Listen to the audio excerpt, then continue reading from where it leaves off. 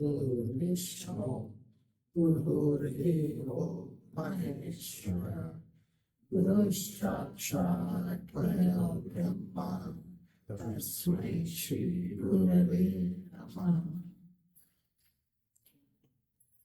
આજે આપણે ગીતા મહાત્મ્યને સમજીશું કે છેલ્લા ઘણા વર્ષોથી આપણે ગીતા સત્સંગ કરીએ છીએ, ગીતા સ્વાધ્યાય કરીએ છીએ, નિયમિત રૂપે પણ ઘણા ગીતાનો પાઠ કરતા હશે ઘેર. તો ખરેખર આટલા બધા તત્વજ્ઞાનના ગ્રંથો ભારતે વિશ્વને આપ્યા છે. ગીતા એ કોઈ મહાભારતનો અંશ હોય એવો નાનો ગ્રંથ નથી. આમ જોઈએ શ્લોક સંખ્યાની દ્રષ્ટિથી તો ખૂબ નાનો ગણાય. અન્ય ઉપનિષદ વૈભવ પાસે અને અન્ય બૃહદ બહુ મોટા ગ્રંથો પાસે ગીતા ખૂબ નાની ગણાય. આપણા માટે બહુ મોટી ગણાય કારણ કે 700 શ્લોકો છે. પરંતુ મહાભારતના 96,000 શ્લોકની સામે ગીતા નાની કહેવાય. તો જે મહાભારતનો ગીતા એક નાનકડો અંશ છે એ મહાભારત વિશે થોડું આપણે જાણીએ. મહાભારત વિશે આપણે માત્ર એટલી ખબર હશે કે વેદ વ્યાસજીએ લખાવ્યું અને ગણપતિજીએ લખ્યું.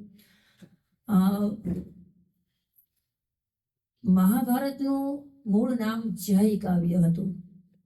મહાભારતનું મૂળ નામ હતું જય કાવ્ય અને એ જયમાં 8,800 શ્લોકો હતા.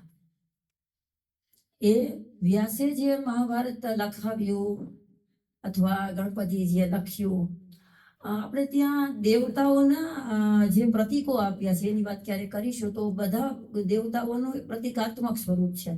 જેમ કે ગણપતિને હાથીનું મસ્તક હોવું, કે લક્ષ્મીજીનો કમળ ઉપર નિવાસ હોવો, કે ગજ ઉપર એનું વાહન હોવું, કે સરસ્વતીનું વાહન હંસ જ હોવું, કે મયુર જ હોવું, સરસ્વતીના શ્વેત વસ્ત્રો જ હોવા, આ બધું પ્રતિકાત્મક છે.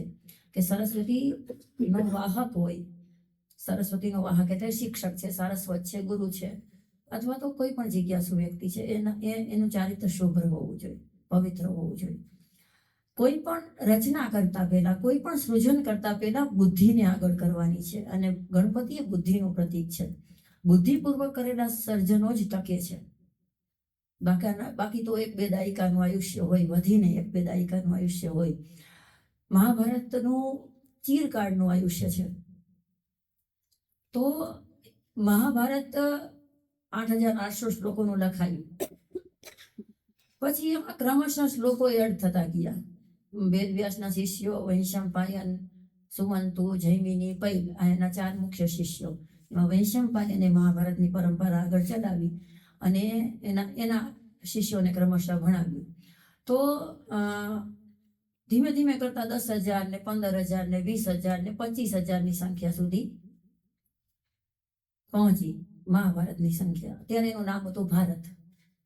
પછી એમાં આખ્યાનો, ઉપાખ્યાયિકાઓ, આપણે કેમ સિરિયલના હપ્તા વધતા જાય. પહેલા 50 એપિસોડની મંજૂર થાય, પછી 100 એપિસોડ થાય, પછી તારક મહેતા જેવી 1000 એપિસોડ, 2000 એપિસોડ, 3000 એપિસોડ જેવી લોકચાહના, એવી રીતના એપિસોડ વધતા જાય. તો એવી રીતના મહાભારતમાં પણ એપિસોડ્સ વધતા ગયા. માની કે એની શ્લોક રચનાઓ વ્યાસના નામે જ બધા ઉમેરતા ગયા. કારણ કે વ્યાસનું નામ હોય તો ચાલે ને. કહેવાય છે કે ભોજરાજાના સમયમાં મહાભારતમાં કોઈ પણ શ્લોક એડ કરવાની મનાઈ હતી કે હવે કઈ નવું નાખતા નહીં, જેટલું છે એટલું રહેવા દો. એટલે પ્રમાણભૂતતા જળવાઈ રહી. એમ પ્રમાણભૂતતા જળવાઈ રહી. કારણ કે પછી તે સમયે કાલિદાસ હતા, ભૂષણ કવિ હતા, ધનંજય કવિ હતા, ઘણા કવિઓ હતા. ખુદ સરસ્વતી કંઠાભરણમ લખનાર ભોજરાજા બહુ મોટા અને સારા કવિ હતા. નિરક્ષીર ન્યાયની જેમ હંસની સામે જેમ પાણીનું દૂધ ભેગું કરીને આપો ને તો હંસ દૂધ પી જાય, પાણી નોખું પાડી દે. અથવા તો કહેવાય કે હંસોનો નિરક્ષીર ન્યાય કહેવાય આને, કે જુદું પાડી દે. એવી ક્ષમતા કોઈ પાસે ન હોય. એવી રીતના વિદ્વાનોમાં પણ એક વિવેક બુદ્ધિ હોય કે એને શ્લોક જોતા જ ખબર પડી જાય કે આ વ્યાસનો હોય જ નહીં. આમાં કેટલું પછીથી મેરવણ લખાણું છે, કેટલું પછીથી નાખવામાં આવ્યું છે ને. સાહિત્યની ભાષામાં અથવા તો ગ્રંથોની ભાષામાં પ્રક્ષિપ્ત ભાગ કહેવાય, એ પછીથી ઉમેરાયેલો. તો એવું ઘણું પ્રક્ષિપ્ત છે એ મહાભારતમાં છે. એટલે ઘણા લોકો પ્રશ્ન કરે કે મહાભારતમાં આવું છે. ત્યારે એવી આગાહી કરેલી ભોજ પ્રબંધ નામનો ગ્રંથ છે. એમાં લખેલું છે કે ભાઈ એક સમયે ભોજરાજાએ તો પ્રતિબંધ લગાડી દીધો કે આમાં હવે ઉમેરવું જ નહીં, રાજદ્રોહ ગણવામાં આવશે, કારણ કે આમાં પ્રમાણભૂતતા કેટલી રહેશે, પછી આમાં મૂળ શ્લોક રચ્યા અને પાછું મિલાવટ કરેલા કે કઈ ખબર જ નહીં પડે. પણ એવી આગાહી પણ કરેલી ભોજરાજાએ સ્વયં કે યાદ કરજો, એક વખત મહાભારતનું વજન ઊંટના વજન જેટલું હશે. અને અત્યારે આ બજારમાં મળતી કોઈ પણ લેખકની મહાભારતની પુસ્તક લઈને ઢગલો કરો, ખરેખર ઊંટના જેટલું થઈ ગયું હશે. કારણ કે ખબર જ નથી, બધા ઉઠીને લખવા માંડે પોતાને જે સારું લાગે. પછી એમ લખે કે મહાભારતમાં રેફરન્સ છે, પછી એમ લખે કે મહાભારતમાં આમ કીધું છે, ગીતામાં ભગવાને આમ કીધું છે. જેને ગીતા વાંચી જ નથી એને કેમ ખબર પડે કે ગીતામાં ભગવાને કીધું છે બીજું કંઈ છે. એટલા માટે પ્રમાણભૂત ગ્રંથોમાં એક મહાભારતનો ગ્રંથ છે. પણ એમાં પણ ઘણું એવું છે કે જે આપણે સંસ્કૃત ભણીએ તો જ ખબર પડે કે આ ખરેખર મહાભારતનો જ હિસ્સો છે કે પછીથી ઉમેરાયેલો છે. મૂળ જય નામનું કાવ્ય હતું, પછી એમાંથી ભારત બન્યું અને પછી એમાંથી મહા ઉપસર્ગ લાગતા, મહાન પ્રત્યે લાગતા એ બન્યો મહાભારત. અને એ અત્યારે હરિવંશ અને મહાભારત બંને મળીને મહાભારત જ ગણવામાં આવે છે. કારણ કે મહાભારતનો જ એક ખીલ ભાગ હરિવંશ પુરાણને ગણવામાં આવે છે. તો એ શું કહેવાય છે, એ બધા મળીને 1,00,000થી પણ વધારે શ્લોકો છે. 96,000 તો એકલા મહાભારતના છે. તો એનાથી પણ વધારે શ્લોકો શેના છે તો કે મહાભારત નામના ગ્રંથમાં છે. મહાભારતના કુલ 18 પર્વ છે. પર્વ આપણે જેને ચેપ્ટર કહીએ ને એને પર્વ કહેવાય મહાભારતમાં. તો મહાભારતમાં 18 પર્વો છે. અને 18 પર્વમાં ભીષ્મ પર્વમાં ગીતા આવે છે. તો ગીતાનું બેકગ્રાઉન્ડ જરાક જોઈએ તો ભીષ્મ પર્વમાં ગીતા આવે છે. ત્યારે ધૃતરાષ્ટ્ર પૂછે છે, થોડુંક આમ પાછળ રીકેપ લઈએ તો ધૃતરાષ્ટ્ર સંજયને પૂછે છે કે મહાભારતના યુદ્ધના મેદાનમાં શું થયું હતું. તો કે આજે છે ને ભીષ્મ પતન થયું, આજે ભીષ્મ પડ્યા. તો કે એની પહેલાનું તો કે ભાઈ 10મા દિવસે ભીષ્મ પતન થયું હતું, તો એની પહેલાનું કંઈક કે પેલા શરૂઆત ક્યાંથી થઈ હતી કે તો પછી 25મા અધ્યાયથી ભીષ્મ પર્વના 25મા અધ્યાયથી ગીતાની શરૂઆત થઈ છે. ધર્મક્ષેત્રે કુરુક્ષેત્રે સમવેતા યુત્સવ મામકા પાંડવાશ્ચૈવ કિમ કુર્વત સંજય. હવે અહીંયા કઈ પાર્ટી કરવા નહોતા ગયા. કિમ કુર્વત સંજય એટલે શું તો કે યુદ્ધ ટળે એટલા માટે ધૃતરાષ્ટ્રએ ઘણા બધા પ્રયત્નો કરેલા, કારણ કે જેને ખબર છે કે આપણે હારવાના છે, યુદ્ધ ટાળવાના પ્રયાસ કરે છે. કારણ કે હારવાથી નુકસાન છે એને ખબર છે. દુર્યોધન સત્તા પ્રેમી નહોતો, દુર્યોધન યુદ્ધ પ્રેમી હતો. ગુજરાતીમાં કહેવત છે કે લડને કા લડવા વાળું દેવ. એવા ઘણા યુદ્ધ શોખીનો હોય, એમાંનો એક દુર્યોધન હતો. અને ધૃતરાષ્ટ્ર છે એને આમ સ્થૂળ દ્રષ્ટિએ તો અંધ હતો જ, પણ એનાથી વધુ એ મોહાંત હતો. એટલે એને કોઈ દિવસ પોતાના દીકરાનું નિયંત્રણ કર્યું નહીં, દુર્યોધનનું નિયંત્રણ કર્યું નહીં. પછી નિયંત્રણ હાથની બહાર જતું રહ્યું ત્યારે એને બધા શસ્ત્રો મૂકી દીધા કે હવે હું મારા દીકરાને નહીં સમજાવી શકું. એ અહીંયા સુધી આગળ નીકળી ગયો છે કે હવે હું એને પાછો નહીં વળી શકું. પણ એને એ તો વિશ્વાસ છે, શંકા પણ નહીં, વિશ્વાસ છે કે આપણે હારવાના છીએ. કારણ કે આપણે ગુરુ ગોવિંદસિંહની કથા સાંભળો કે આપણે ઘણી વખત ક્ષત્રિયોના કથા સાંભળેલી હોય કે બહુ ઓછા સૈનિકોએ યુદ્ધ જીતાઈ ગયું હોય અને વધારે સૈનિક હોય તો જીતી ન શકાયું હોય. તેની પાછળનું એક બહુ જબરદસ્ત કારણ છે કે ઓછા હોય ને એ મરણિયા થઈને લડતા હોય, એને મોતનો બીક જ ન હોય. વેતનથી લડવા વાળાને પોતા મરણિયા થઈને લડવા વાળા, કેસરિયા કરીને લડવાની, એનો સ્પાર્ક જ જુદો હોય. એ એક વ્યક્તિ 100 ઉપર ભારે પડી શકે, એટલે ધૃતરાષ્ટ્ર નામનો અર્થ જ એ થાય છે કે જેને રાષ્ટ્રને ધારણ કરીને રાખ્યું છે, આમ પહેરીને રાખ્યું છે. આપણે ન કહી કે નાના બાળકો હોય ને જીદ હોય કે આ કપડું જ પહેરવું છે અને ઉતારવું જ નથી, બીજું કપડું નથી પહેરવું. ઘણાને એવું હોય કે ભાઈ અમુક વસ્તુ અતિ પ્રિય હોય, એના પોતાનાથી જરાય દૂર ન થવા દે. લકીના નામે કહીએ કે આ મારું લકી પેન છે, કે મારું લકી વોલેટ છે, કે મારું લકી શર્ટ છે, કે પેન હોય તો કે મારું લકી પર્સ છે, વગેરે વગેરે કરીને પોતાનાથી દૂર ન થવા દે. એવી રીતના ધૃતરાષ્ટ્રને રાષ્ટ્ર ઉપર ખૂબ પ્રેમ છે. એટલે જમીન ઉપર ને સિંહાસન ઉપર, ટૂંકમાં રાષ્ટ્ર એટલે આપણે જેને નેશન કહીએ એ અર્થમાં નહીં. સત્તા લોલુપતા ખૂબ છે, એટલે એને આમ સિંહાસનને આમ ઝઘડીને પકડી રાખ્યું છે એકદમ, કે હું છોડીશ જ નહીં, હું આ ગાદીએથી ચીપકી ગયો છું એવો, કે આ ખુરશી તો હું મૂકીશ જ નહીં, જીવું છું ત્યાં સુધી તું નહીં જ મૂકું. ત્યારે દુર્યોધન વારંવાર એમ કહે છે કે આપણે પ્રયત્નો કરવા જોઈએ, પાંડવોને રાજ્ય મળવું જ ન જોઈએ. ત્યારે એ સમજાવે છે કે મારું એ નથી, તને ક્યાંથી મળે, હું ધૃતરાષ્ટ્ર છું, રાષ્ટ્રને ધારણ કરીને બેઠો છું, છોડવા તૈયાર નથી. અને પાંડવો ધૃતરાષ્ટ્ર છે, રાષ્ટ્ર જેને ગુમાવ્યું છે એવા છે, જેને ગુમાવ્યું છે કંઈ એ લડવા માટે હંમેશા વધારે ચોકન ન જોઈએ. હવે જો પાંડવો જીતે તેને શું મળવાનું હતું, તો ઇન્દ્રપ્રસ્થ પ્લસ હસ્તિનાપુર મળે ને, ઇન્દ્રપ્રસ્થ પોતાનું જે ગુમાવેલું છે એ, અને પ્લસ હસ્તિનાપુર, 2 મળવાના હતા. અને જો દુર્યોધન હાર જીતે તો દુર્યોધનને શું મળવાનું હતું, છે એ રહેવાનું હતું, કઈ નવું મળવાનું નહોતું. ટૂંકમાં છે એ રહેવાનું હતું, એની પાસે તો હસ્તિનાપુર હતું જ, ઇન્દ્રપ્રસ્થ હતું જ, છે એ રહેવાનું હતું, કઈ નવું મળવાનું નહોતું. આપણે જો પ્રેક્ટિકલ એંગલથી પણ જોઈએ, પણ નવું કઈ મળવાનું નથી. અને પાંડવો જો હારે તો એને આખી જિંદગી વનવાસમાં જ પછી રહેવાનું થાય, અથવા તો મરણને શરણ થવાનું જ થાય, અથવા તો યુદ્ધ કેદી તરીકે જો રાખે તો એ ટૂંકમાં દુઃખ પડવા વાળી સ્થિતિ થાય. અને દુર્યોધન જો હારે તો એને બધું ગુમાવવાનું થાય. અને પાંડવોને તો હતું શું, ગયું શું, 13 વર્ષના વનવાસમાંથી થાય પાછા ગયા જશું, એમાં શું હતું. એટલે એનો પાંડવોનો પક્ષ અનેક રીતે પ્રબળ ધૃતરાષ્ટ્રના ધ્યાનમાં આવતો હતો, અનેક રીતે પ્રબળ, કારણ કે એને ઘણા પરિબળોનો અભ્યાસ કર્યો હતો.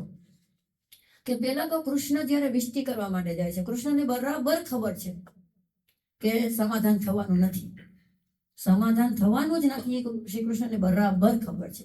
એટલે ઉદ્યોગ પર્વની એક બહુ સરસ ઘટના આવે છે કે મીટિંગ બેઠી હોય છે, ઉપપ્લવ્ય નામના નગરમાં મીટિંગ બેઠી છે, આજની ભાષામાં કહે તો મીટિંગ બેઠી છે. શું નક્કી કરવા માટે, તો કે આપણે હવે કરશું શું, તો કે યુદ્ધ કરવાનું હોય, ભીમ કે યુદ્ધ કરવાનું હોય, બીજું શું કરવાનું હોય, તો કે નહીં, આપણે સંધિનો પ્રસ્તાવ લઈને જવું જોઈએ, એવો શ્રી કૃષ્ણ પ્રસ્તાવ રાખે છે. તો કે કોને મોકલશું, તો દ્રુપદ રાજા કે કોઈ દૂતને મોકલી દેશું, એમાં શું, તો કે ના, દૂત ના ચાલે, કોઈ વીઆઈપી જવું જોઈએ. દ્રુપદ કહે તો હું વયો જાઉં, એમાં શું હતું, તો કે નહીં, યુધિષ્ઠિર મહારાજ વતી કોઈ એવા વ્યક્તિએ જવું જોઈએ કે એ કંઈક વિશેષ હોય બધાની દ્રષ્ટિએ. તો કૃષ્ણ ભગવાન કે હું જાઉં તો પાંડવો, 5 પાંડવો એકી મતે કહે છે કે જોખમ છે, તમારે જવામાં ખૂબ જોખમ છે, તમારે ન જવું જોઈએ, આટલા નાના કામ પર તમારે થોડું જવાનું હોય, તો કે નહીં, હું જ જઈશ.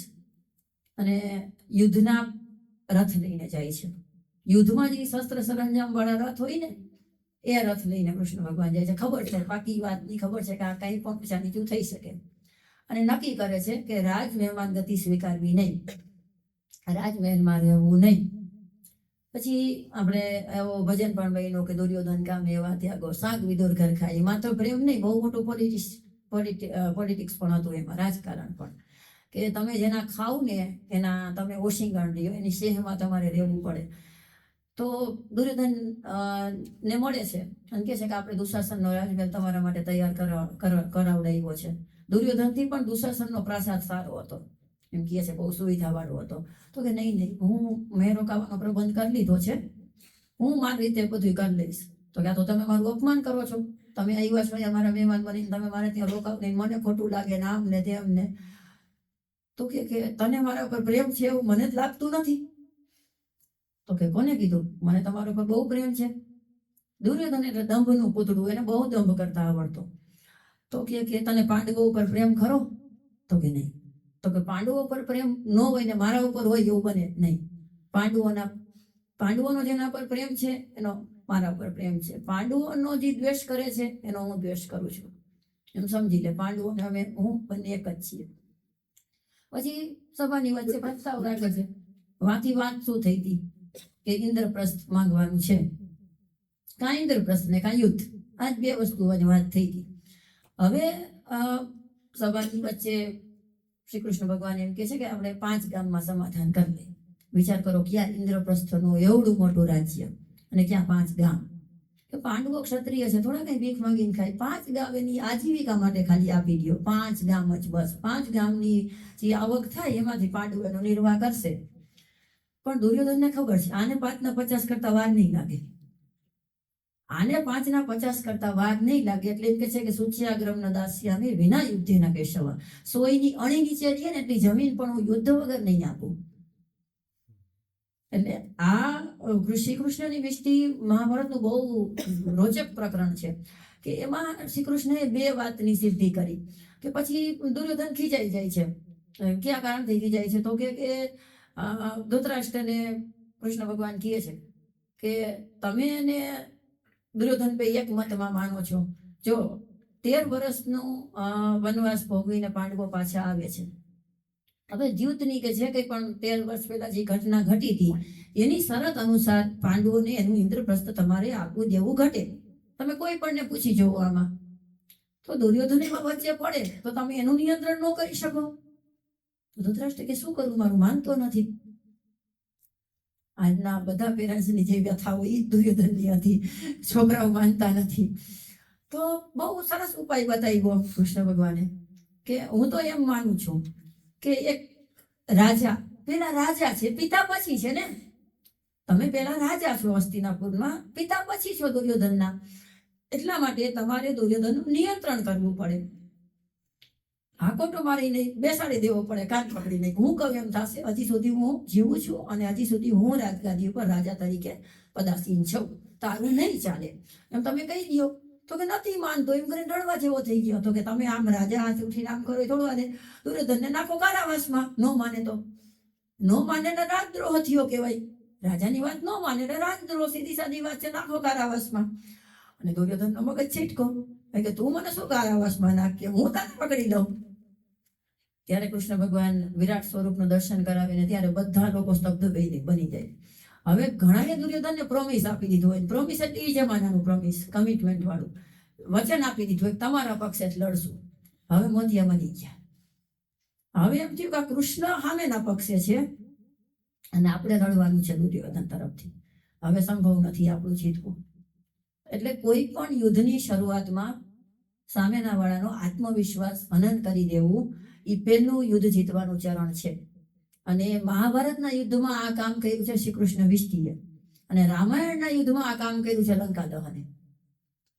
લંકા દહન હનુમાનજી કરીએ એ વાત જ્યારે હનુમાનજી પકડાણા ત્યારે હનુમાનજીએ શું કીધું ખબર છે? લંકા દહન પહેલા મેઘનાથના બ્રહ્માસ્ત્રથી પકડાણા ત્યારે એને એટલું કીધું, કોણ છો? તો કે રામની સેનાનો નાનામાં નાનો સૈનિક છું, હું નાનામાં નાનો સૈનિક છું. અને પછી આખી લંકા બાળીને ગયા ત્યારે બધાને ખબર પડી, એના રાક્ષસ બધા યોદ્ધાઓને, રાવણની સેનાને, ટૂંકમાં આર્મીને, કે ભાઈ આ નાનામાં નાનો સૈનિક આખી લંકા બાળી ગયો, મોટા કેવા ગઈ છે. સીધું સાધું રીરાસી માંડી જો મોટા કેવા હશે. પછી જ્યારે રામની સેના આવી ગઈ લંકાના દુર્ગ સુધી ત્યારે રાવણ બધાય ઢાઢસ બંધાવે છે, આશ્વાસન આપે છે, ધીરજ બંધાવે, બીતા નહીં. તમે જરાય બીતા નહીં હો, હું બેઠો છું, તમે જરાય બીતા નહીં. આ કોણ આવે તમને ખબર છે? કોણ આવે છે? બધાય નર અને વાનર, માણસો અને વાંદરાઓ. એ તો આપણા રાક્ષસોનો ખોરાક છે કે એમાં શું બીવું હોય? આપણે તો ચપટી ચોડીને ખાઈ જાય એવા છે રાક્ષસો તો, કે માણસોને વાંદરાઓને, એના શું બીવું હોય? તો પ્રહસ્ત નામનો એક મુખર મંત્રી હતો. મુખર એટલે ઉદ્ધત, થોડો આખા બોલો. એ થોડાક દી પહેલા એક આવ્યો, અત્યારે કોઈ ભૂખ નથી લઈ ગઈ. થોડાક દી પહેલા એક આવીને કે લંકા વાળી ગયો, ત્યારે કોઈ ભૂખ નથી લાગી. કે તમે એમ અમને આશ્વાસન આપો છો કે આપણું કઈ નહીં બગાડી શકે, પણ અમને થોડુંક બીક બેહી ગઈ છે. હજી હમણાં માન રિનોવેશન થયું છે લંકાનું, બધી બળી ગયું, માન ઠીકઠાક કરાવ્યું છે. તમે પાછા એમ કહો કે પીવું નહીં. એટલે અડધું વિજયનું કામ કોને કરી દીધું? લંકા દહને કરી દીધું રામાયણના યુદ્ધમાં. અને મહાભારતના યુદ્ધમાં અડધું યુદ્ધ જીતવાનું કામ શ્રી કૃષ્ણ વિષ્ટિએ કરી દીધું. હવે શ્રી કૃષ્ણ વિષ્ટિ કરવા માટે જ્યારે જાય છે ત્યારે કૃષ્ણ ભગવાનની સમાધાન માટેની કેટલી તત્પરતા છે. કારણ કે યુદ્ધને પ્રમોટ કરે, યુદ્ધ થાય એમાં રાજી થાય, અને યુદ્ધના નરસંહારને, જનસંહારને જે ઠંડા કરે, જે જોયા કરે, એવું આપણો ભગવાન નથી. યુદ્ધ ટાળવાના સમાધાન માટેના અંતિમ પ્રયાસ સ્વરૂપે ઇન્દ્રપ્રસ્થના રાજ્ય કે જેની સામે સ્વર્ગ પણ પાણી ભરે એવી કે ઇન્દ્રપ્રસ્થનો વૈભવ, એની સામે માત્ર 5 ગામમાં સમાધાન કરવું. અને જ્યારે કૃષ્ણ ભગવાન સમાધાનની ભૂમિકા લઈને નીકળે છે, વાત કરે છે કે યુધિષ્ઠિર હું મારી રીતે સમાધાન કરું ચાલશે? તો કે તમે તમારી રીતે કરો, કાંઈ વાંધો નહીં, હું પણ યુદ્ધ ટાળવા માંગુ છું, હું પણ યુદ્ધ નથી ચાહતો. ત્યારે ભીમ એમ કહે છે કે યુદ્ધ નહીં થાય મારી પ્રતિજ્ઞા કેમ પૂરી થશે? મારી પ્રતિજ્ઞા છે ભાઈ દુર્યોધનને મારવાની, દુશાસનને મારવાની, અને એની પહેલા મારે નહીં મરવાની. આવી બધી મેં પ્રતિજ્ઞાઓ લીધી છે. દ્રૌપદીએ પોતાના ખુલ્લા વાળ બતાવીને કીધું મારી પ્રતિજ્ઞાનું શું? તો કે સાના માના વ્યવહાર, તમારી વેતનની નિજી પ્રતિજ્ઞા અર્થે આટલો મોટો જનસંહાર થવા દેવાનો હોય, ભૂલી જવાનું, કઈ વાંધો નહીં. આપણે આપણો અધિકાર મળી જતો હોય એ બધું ભૂલી જવાનું. હું છેલ્લામાં છેલ્લો પ્રયત્ન સમાધાન માટેનો કરી જોઈશ. એટલે ઘણા લોકો આજની તારીખ પણ કૃષ્ણ પર એવો આરોપ મૂકે કે કૃષ્ણ ભગવાને યુદ્ધની પ્રેરણા આપી કે તું લડ લડ લડ, પણ હવે કોઈ લડવાનું એકદમ તૈયારી થઈ ગઈ છે. લડવાના મેદાનમાં આપણે આવી ગયા છે, ત્યારે લડવાની ના પાડે તો લડવાની જ પ્રેરણા આપવી પડે, કારણ કે બધું તૈયાર છે. બરોબર, અત્યારે હું બોલું તમે બધા પ્રેરણા આપો કે કંઈક બોલો બોલો. હનુમાનજી કેમ શક્તિ ભૂલી ગયા હતા, જામવંતે પ્રેરણા ન આપી. પણ જ્યાં સુધી યુદ્ધ નથી થયું, ટાળી શકાય તેમ છે, ત્યાં સુધીના ભરપૂર પ્રયત્નો કૃષ્ણએ કર્યા છે, ભરપૂર પ્રયત્નો કર્યા છે. એક સહદેવ સિવાય બધાને ડાઉટ હતો કે ભાઈ યુદ્ધ થશે કે નહીં, થશે કે નહીં. આપણે કેમ ઇંતજારી હોય કે શું કૃષ્ણ ભગવાનની વિષ્ટિના શું સમાચાર આવશે એમ. એ કૃષ્ણને ખબર છે ને સહદેવને ખબર છે, બસ. કારણ કે સહદેવ ત્રિકાલ જ્ઞાની હતો એમ કહેવાય છે, અને કૃષ્ણને તો ખબર જ હતી કે સંધિ નિષ્ફળ જવાની છે, વિષ્ટિ નિષ્ફળ જવાની છે, કૃષ્ણને ખબર છે. પણ એક મનનું સમાધાન બધાનું તે કાળે પણ થાય ને અત્યારે પણ થાય, આપણે પણ થાય કે ના, બને ત્યાં સુધી સમાધાનની ભૂમિકામાં જ રહેવું. અને એ જ યુદ્ધના મેદાન ઉપર ગીતા જેવો અમર ગ્રંથ કહી શકે, એ જ વ્યક્તિ એટલી યોગ્યતાને પાત્ર છે. તો મહાભારતના ભીષ્મ પર્વના 25મા અધ્યાયમાં જ્યારે ધૃતરાષ્ટ્ર કહે છે કે યુદ્ધના મેદાન ઉપર શું કર્યું, તો શ્રી કૃષ્ણ વિષ્ટિ નિષ્ફળ ગઈ આમ છું. ત્યારે હવે દુર્યોધન તો એકદમ યુદ્ધ માટે બધી નેટ પ્રેક્ટિસ ચાલુ કરતી હતી, પણ ધૃતરાષ્ટ્ર ભયભીત છે અંદરથી. ધૃતરાષ્ટ્રે બહુ મોટું ષડયંત્ર ગોઠવ્યું. પોતાના મંત્રી સંજયને, જે આજ સંજય કેમ કરવું હતા, સંજય વાળા, એ સંજયને એ મોકલે છે. પેલા વિદુરને મોકલવાના હતા, વિદુરે ના પાડતી હતી, માન નથી જાવું. સંજયને મોકલે છે વિષ્ટિ માટે સામે. હવે વિષ્ટિ કરવાની શું જરૂર છે ભાઈ? દુર્યોધન આમ બોલે છે, હવે સમાધાનના શું પ્રયત્નો થઈ શકે એમ છે. પણ હવે ધૃતરાષ્ટ્રનો પ્રસ્તાવ કંઈક નવીન પ્રકારના સમાધાન માટે છે. યુધિષ્ઠિરને જઈને સંજય મળે છે. યુધિષ્ઠિર પણ હવે સમજી ગયા હોય છે, પેલા સરળતામાં ઘણું ગુમાવ્યું, ઘણું ખોયું, ઘણી ભૂલો કરી. હવે થોડાક દક્ષ બન્યા છે, થોડાક ચતુર બન્યા છે, અને ખબર પડી ગઈ છે કે કાકાની ભાષા કેવી છે અને કાકાનો અંદરનો વ્યવહાર કેવો છે, કાકાનું જીભ કેવી છે અને કાકાનું હૃદય કેવું છે. બેયનો પરીક્ષા થઈ ગઈ કે ખરેખર શું છે સ્થિતિ એમ. તો સંજય એઝ ઇટ ઇઝ, જેમ ધૃતરાષ્ટ્ર કહે છે એમ જ શબ્દો. દૂતનું કામ શું હોય કે જેમ હોય એમ કહે. એટલે દૂત અવધ્ય માનવામાં આવ્યું ને, કે દૂત પોતે નથી બોલતો, દૂત પેલાની ભાષા બોલે છે, જે તમારા શત્રુએ મોકલેલો દૂત છે, તો એ તેનો મેસેજ છે. આપણે કોઈ જાસાજીથી મોકલે ટપાલી થોડા મારવા માંડી, એની જેમ કે દૂત અવધ્ય એટલા માટે માનવામાં આવ્યો છે કે દૂતને કંઈ ન કહેવું. દૂત તો બિચારો નિમિત્ત છે, ચિઠ્ઠીનો ચાકર છે. તો સંજય જાય છે, અને સંજય યુધિષ્ઠિરને બહુ મીઠી ભાષામાં કહે છે કે તમારા તાઉજીએ, મોટા બાપાએ કેવડાવ્યું છે કે તમે તો 13 વર્ષ વનવાસમાં રહ્યા છો, તમને તો વનવાસમાં રહેવાનો બહુ સારો અનુભવ થઈ ગયો છે, તમે બહુ સમતામાં રહેવા વાળા છો. હા, લૌકિક અને ભૌતિક એવા થોડાક સુખોને માટે તમે આટલો મોટો જનસંહાર કરશો? મારો છોકરો સમજતો નથી, તમે નથી સમજતા, તમારી આગળથી મારે આટલી સમજદારીની અપેક્ષા રાખવી જ જોઈએ ને. જો તમારે દ્વારકા છે મજબૂત, તમારું ભગાનું આ પક્ષે પાંચાલ મજબૂત છે, એટલે કે દ્રૌપદીનો પિયર. આમ જાવ તો હવે તમારો વિરાટ નગરી સાથેના સંબંધો સારા થઈ ગયા છે. વિરાટની પુત્રી પુત્રા સાથે અભિમન્યુના વિવાહ થયા છે. એટલે અનેક દેશોની રાજકુમારીઓ સાથે તમે ઇતર વિવાહો કરેલા છે. તો તમારી પાસે તો ઘણું સંઘ બળ છે. તો તમારે ઇન્દ્રપ્રસ્થની જરૂર શું છે? તમે સમાધાન કરી લ્યો.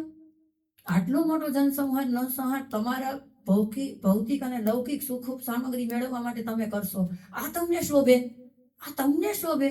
તમે કોના પુત્રો? તમે પાંડુના પુત્રો, તમે આટલા કુંતી માતાના પુત્રો ને તમે આમ ને તમે તેમ ને તમે ધર્મરાજ ને તમે 13 વર્ષ આટલા દુઃખ સહન કર્યા, હવે થોડાક વર્ષ વધારે આમાં શું હતું, જેટલા કાઢ્યું એટલું ક્યાં કાઢવું છે, નામ ને તેમને ઘણું તમે વાનપ્રસ્થથી જ રહ્યો. ત્યારે બહુ સરસ યુધિષ્ઠિર સંદેશ પાછો જવાબ વળતો જવાબ મોકલે છે કે વાનપ્રસ્થિ થવાની ઉંમર હવે કાકા તમારી છે, અમારી નથી. તમે આટલા વર્ષે જો રાજગાદી પર બેઠા બેઠા એમ કહેતા હો અમને કે તમે વાનપ્રસ્થિ થઈ જાઓ, તો અમારી એ પ્રકારનું વાનપ્રસ્થિ નથી થવું. કાકાને જઈને કહેજો કે અમે યુદ્ધ માટે સજ્જ છીએ અને શાંતિ માટે સન્નદ્ધ છીએ. આજે પણ જો અમને અમારું ઇન્દ્રપ્રસ્થ મળી જતું હોય તો અમારે કાંઈ યુદ્ધ નથી કરવું. અમને અમારું શક્રપુર એટલે કે ઇન્દ્રપ્રસ્થ આપો અથવા તો યુદ્ધ માટે તૈયાર થયો. અમે 13 વર્ષમાં શક્તિ ગુમાવી નથી, શક્તિ સંપાદિત કરી છે, એટલે અમે યુદ્ધથી જરાય ડરતા નથી. કાકા એક પ્રકારે એમ કહેવા પણ માંગે છે કે અમારી પાસે તો બહુ મોટું સૈન્ય દુર્યોધન ભેગું કરી લેશે, તમે હારી પણ શકો, હારી શકો તો વર ગુમાવો, અત્યારે જીવતા જતા જીવતા ન રહ્યો. આવું અનેક પ્રકારનું જે નિવેદન છે, જે આજની ભાષામાં કહીએ તો જે સર્ક્યુલર છે કે જે કંઈ પણ ઉપરથી આદેશ આવ્યો છે એ એમને એઝ ઇટ ઇઝ મોકલી દે છે. ત્યારે સંજય વિષ્ટિની કાંઈક તો અસર થઈ હોવી જોઈએ પાંડવોમાં, એવું ધૃતરાષ્ટ્રનું માનવું છે. કારણ કે સંજય વિષ્ટિ જ્યારે થઈ ત્યારે બધા પાંડવો હાજર હતા, તો મુખ્ય રાજાઓને બધા હાજર હતા, જેમ શ્રી કૃષ્ણ વિષ્ટિ વખતે બધા હાજર હતા. એ વિષ્ટિ એટલે સમાધાન, સંધિમાં તેનો પ્રસ્તાવ. તો સંજય વિષ્ટિના કાંઈક પરિણામો 5માંથી એકાદ પાંડવમાં પણ થયા હોય, ખાસ કરીને અર્જુનમાં થયા હોય તો હું બહુ રાજી થાઉં.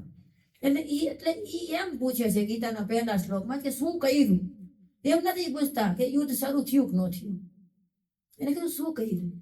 એ હજી પણ એવી આશામાં છે કે અર્જુન અથવા યુધિષ્ઠિર એમ કહી દે, જે મેઇન પાંડવ છે એમ કહી દે કે મારે યુદ્ધ નથી કરવું, તમારે લડવું એટલે લડો બાપા, હું તો આવી લઉં ઘરે પાછું, શસ્ત્ર ત્યાગ કરી દે. અને ખરેખર એવું થયું. યુધિષ્ઠિર કરતા પણ અર્જુન અને ભીમ આ બે મહાન યોદ્ધાઓ હતા. યુધિષ્ઠિર તો મુખ્ય હતા જ, પણ ભીમ અર્જુનનો બહુ મહત્વપૂર્ણ રોલ મહાભારતના યુદ્ધમાં રહેવાનો હતો. એટલે ભીમ અને અર્જુન બેમાંથી એક ચલિત થાય એની જ રાહ જોઈને કાકા બેઠા છે. હવે ભીમ તો થાય એમ નહોતો, એને ખબર હતી. અર્જુનનો અર્થ જ થાય રુજુ, કોમળ, જે સંવેદનશીલ છે, લાગણીશીલ છે, આજની ભાષામાં કહે તો સેન્સિટિવ છે, એ અર્જુન છે. સૌથી વધારે રુજુ કોઈ હોય તો અર્જુન હતો 5 પાંડવોમાં. તો અને સૌથી વધારે પ્રખર પરાક્રમી એટલે પાંડવા નામ ધનંજય. ભગવાન કહે કે પાંડવોમાંથી અર્જુનને કાઢી નાખો પછી કાંઈ નથી રહેતું. તો બધા ગુણોનો સમુચ્ચય હોવા છતાં એટલો વિનમ્ર, પાછો એટલો પરાક્રમી હોવા છતાં એટલો સાલસ, એટલો દક્ષ હોવા છતાં એટલો સરળ અને એટલો ડેડિકેટ ભગવાનને. એ મુખ્ય ગુણ સમર્પણનો. તો જ્યારે અર્જુન શસ્ત્ર ત્યાગ કરીને એમ કહે છે કે હવે હું યુદ્ધ નહીં કરું, તેનો અધ્યાય આખો એમાં જ જાય છે ગીતાનો, કે શું શું પરિણામો આવશે યુદ્ધના એ હવે લાઈફમાં દેખાય છે. પેલા માત્ર વિચાર્યું હતું. જો આપણે ગીતા જયંતીમાં વાત કરેલી કે પેલા આપણે વિચારીએ, પછી જ્યારે સામે આવે ને ત્યારે આપણે ભયભીત થઈ જઈએ. ઘણા લોકો મોટી ડીંગો મારતા હોય, હું તો સાપથી ન ડરું, સિંહથી ન ડરું, વાઘથી ન ડરું, હું કોઈથી ન ડરું. પછી એક મકોડો નીકળે ને તો ડરવા માંડે. એટલે એ બોલવું સહેલું છે, કોઈ પણ વસ્તુમાં બોલવું ખૂબ સહેલું છે, કરવું ખૂબ અઘરું છે. હા, કથની અમૃત બેન હે, કરની વિષકી ખાંડ. હા, કરવું છે એ વિષની ખાંડ જેવું છે. આપણે કે ઉપવાસ કરવો એમાં શું હતું, અમે તો 8-10 કરી નાખી. આપણે કે માત્ર પાણી ઉપર, હા એમાં શું હતું થઈ જાય, એમાં શું હતું થઈ જાય. પણ કરવા માંડીએ ત્યારે ખબર પડે ના તો અઘરું છે, ભૂખ લાગે છે. ઉપવાસ હોય ત્યારે વધારે લાગે. પછી જાગરણ કરવાનું, પહેલાના જમાનામાં જાગરણ કરવું બહુ અઘરું પડતું. હોય તો મોબાઈલ ટીવી વગેરે આવી ગયા, તમે વ્રત કરતા ને તો 12 તો આરામથી વાગી જાય. પછી એક ટપો આપણને જગાડવા વાળા હોય ને બધા સુઈ જાય, કારણ કે એને કઈ વ્રત હોય નહીં. પછી એકલા રહીને જાગવું બહુ અઘરું. પુસ્તક વાંચો તો આમ નીંદર ના આવતી, જાગરણ હોય ત્યારે વધારે. પુસ્તક વાંચવા બેસો તો ઊંઘ આવે. પછી આમ ચાલો તો એમ થાય થાકી ગયા હોય, બેસી જાય વ્રત હોય એટલે. ટૂંકમાં આપણને જે કામ સાંભળવામાં, બોલવામાં, બીજાના અનુભવનું સાંભળવામાં સરળ લાગતું હોય, પણ કરવા બેસીએ ત્યારે ખરેખર એની કઠિનાઈ ત્યારે જ ખબર પડે. તો અર્જુનને પણ યુદ્ધો ઘણા કર્યા છે, એવું નથી ઘણા યુદ્ધો કર્યા છે ને, પણ અત્યારે હવે પોતાના ઘરનું યુદ્ધ છે આ. વિરાટમાં લડ્યો તો આ જ સેના સામે, પણ અત્યારે પોતાનું યુદ્ધ છે, પોતાના સ્વજનોને સામે જોવે છે. એ ભીષ્મને સામે જોવે છે કે જે ભીષ્મ જ્યારે નાનો હતો ત્યારે ધનુર્વિદ્યા શીખવતા તો બહુ દૂર તીર જાય તો ભીષ્મ એમ કે લેવા દે, હું લઈ આવું છું બેટા. એ દ્રોણ કે જેને પોતાના પુત્રથી પણ અધિક વિદ્યા મને ભણાવી, અશ્વત્થામાથી પણ મને વધારે પ્રિય મહિનો, એ ગુરુ સામે આવીને ઉભા છે, એને મારે મારવાના. અને ભીષ્મ દ્રોણ મરે નહીં ત્યાં સુધી દુર્યોધન હાથમાં ન આવે. આ તો કઈ રીતનું દ્વંદ્વ થયો એમ કે આપણે એકને અતિશય પૂજનીય માની છીએ અને એકના પ્રત્યે આપણને અતિશય શત્રુતા છે. હવે જેની સામે આપણી અતિશય દ્વેષ છે, અતિશય શત્રુતા છે, એનો જ ઢાલ બનીને આપણો પ્રિય વ્યક્તિ ઊભું છે. આપણા પરિવારમાં પણ ઘણી વખત એવું થાય, પિતા પુત્ર વચ્ચે વિરોધ થાય ત્યારે માતાની કેવી સ્થિતિ થાય? જો પુત્ર તરફ બોલે તો પતિને દુઃખ લાગે, પતિ તરફ બોલે તો પુત્ર રિસાઈ જાય. આવી સ્થિતિ આપણા નામમાં નાના જૂના સંબંધોમાં થાય કે પત્ની અને માતા વચ્ચે કલહ થાય ત્યારે પુત્રની શું સ્થિતિ થાય? જો માતાને કઈ કહે તેમ કે આ પત્ની આવી એટલે એનો થઈ ગયો, પત્નીને કઈ કહેતો કે હવે માનું જ માને છે, મારું તો કઈ રોલ જ નથી, હું મારું ઘર મૂકીને આવી, મારું ફેમિલી મૂકીને આવી. તો આવી સ્થિતિ આપણે તો મારવાના છે નહીં, આપણે તો માત્ર થોડું કંઈક કહેવાનું છે જે સાચું હોય એના પક્ષે કહેવાનું છે.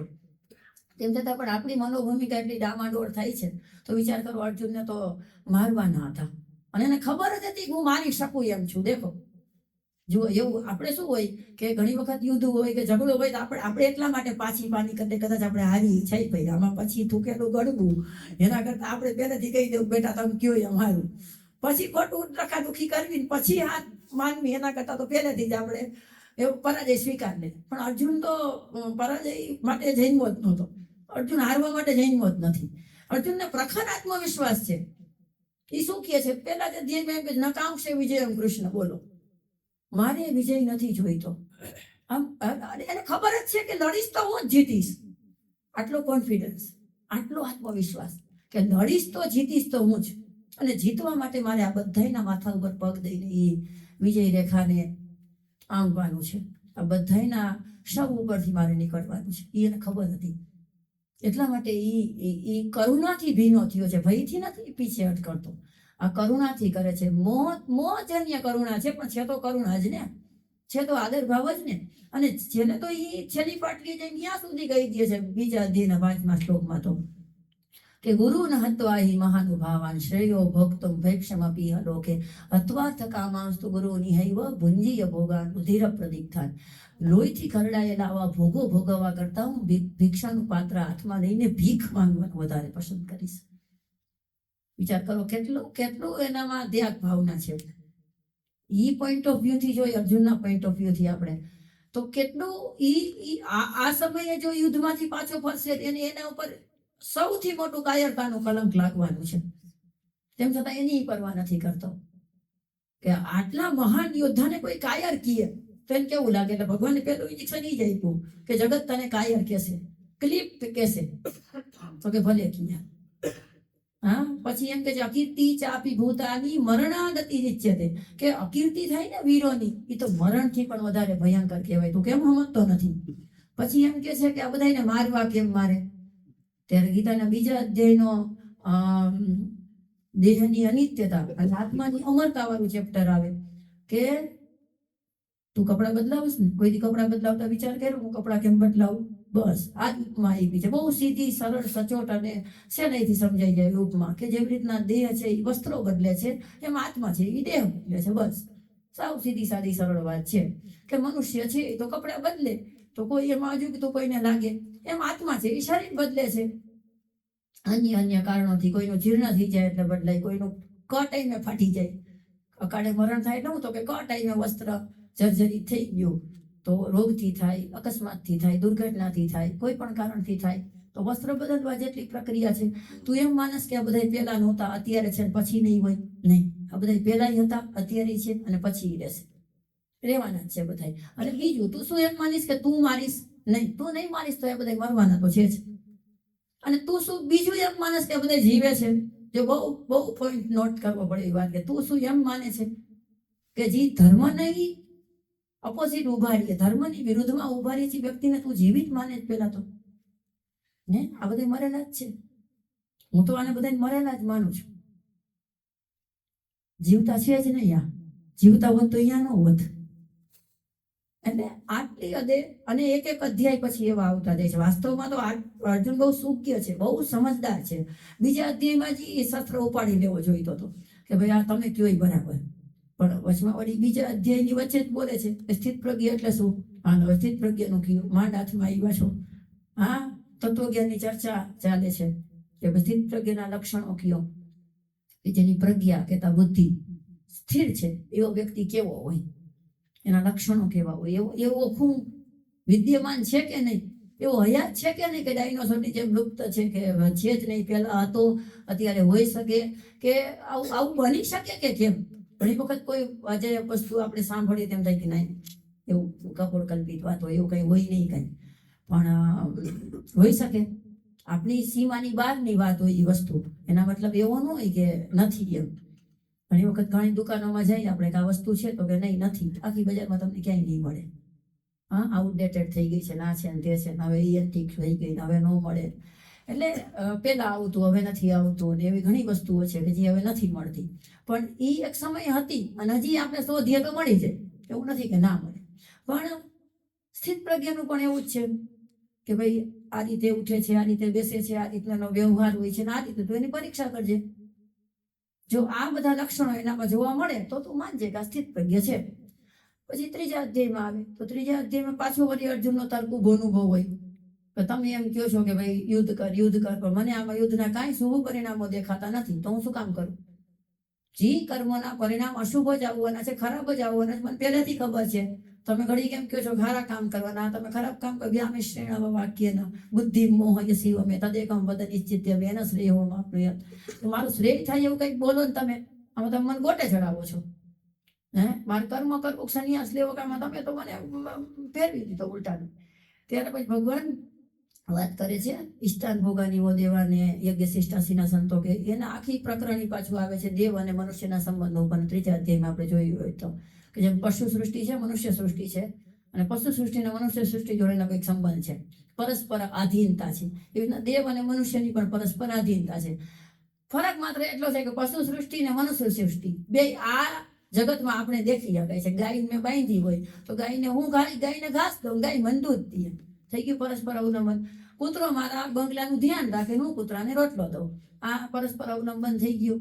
ઘોડાને હું ઘાસ દઉં, ની મને ઘોડે સવારીનું કામ આવે, થઈ ગયું, સિદ્ધ થઈ ગયું છે, સિદ્ધ વાત છે. પણ દેવો અદૃશ્ય છે, દૈવીય શક્તિ અદૃશ્ય છે, એટલે આપણને દેખાતી નથી. એટલે દેવ આપણને સહાયતા કરે છે, આમ કોઈ વ્યક્તિને સહાયતા કરે એ રીતે દેખાતું નથી.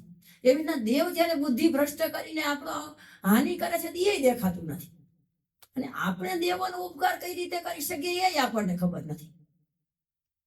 દેવ આપણા પર કઈ રીતે ઉપકાર કરે છે એ પણ આપણને ખબર નથી. આપણે થાય કે દેવ તો સર્વશક્તિમાન છે, એને મનુષ્યની મદદની શું જરૂર? અથવા તો દેવ મને કઈ રીતે મદદ કરી શકે? આ તો મારા પુરુષાર્થથી થયું ને, આ તો અમુક XYZ વ્યક્તિએ મને મદદ કરી હતી. દેવનો આમાં ક્યાં રોલ આવ્યો? પછી એ આખી દેવની ભૂમિકાની વાત કરે છે ત્રીજા અધ્યાયમાં, કે દેવતા આપણને કઈ રીતે મદદ કરે છે, પૃથ્વી ઉપર કઈ રીતે જીવની ઉત્પત્તિ છે. અન્નાત ભવંતી ભૂતાની પર્જન્ય કે અગ્નિ પર્જન્યથી અન્નની ઉત્પત્તિ થાય છે. આખી સૃષ્ટિના બધા રહસ્યોની વાત. પછી ત્રીજા અધ્યાયમાં જતે અર્જુન પૂછે છે કે ભાઈ ઘણી વખત એવું થાય કે મારે પાપ ન કરવું હોય તો થઈ જાય છે, અનિચ્છન્નપી વાસનયા બલાદીવ નિયોજિત. તો કઈ રીતે થાય છે? તો કે સૌથી મોટા શત્રુ તો કામ અને ક્રોધને માન. કામ અને ક્રોધના પરિણામોને લીધે રજોગુણથી ઉત્પન્ન થયેલા કામ અને ક્રોધ, રજોગુણથી ઉત્પન્ન થયેલા કામ અને ક્રોધને લીધે મનુષ્ય પાપ કરવા માટે પ્રેરાય છે. અને પાપનું સૌથી મોટું કોઈ કારણ હોય તો અજ્ઞાન છે. અજ્ઞાન છે, ખબર ન હોવી, કે મને ખબર જ નથી એમ. ખબર પડ્યા પછી પણ જો થાય તો એને જ્ઞાન ન કહેવાય.